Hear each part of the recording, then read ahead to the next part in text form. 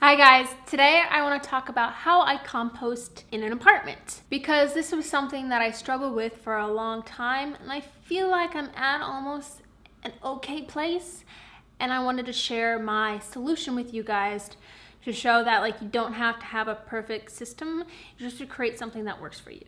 So it's only been very recently in the past year that I've started educating myself on a more zero waste lifestyle.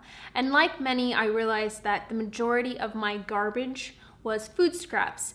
And while I am very far from being perfect in a zero waste sense, I am not even going to pretend I'm even remotely perfect or close to a Laura Singer.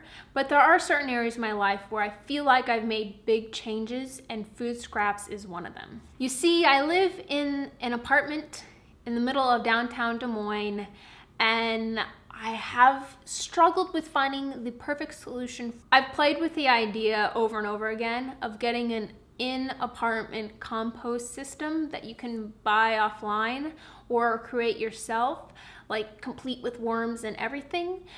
But even as I was thinking through that, I was I still don't have a place to put that compost once it's done breaking down and doing all of its magic, let alone the keep up of it. And all of the little containers that I saw were so teeny tiny that I would need multiple of them. Now I really have no problem keeping my food scraps separate from everything else. I'm really good at that, but I didn't know what to do with them. I played with the idea at first of offering them to a work friend who has chickens, and then I had a conversation with my mom. She agreed to take my food scraps home with her. She lives south of town on a nice little piece of land, and she was gonna put them back out on the land with all of her food scraps. So I started off just collecting food scraps in all of my big bowls, and I would put them in the freezer until they were about ready to burst, and Michael would get annoyed with me and he'd be like, you need to do something about these food scraps. And so I'd be like, okay, and I put them in some kind of container or sack, and I would take them to her at work and she would take them home.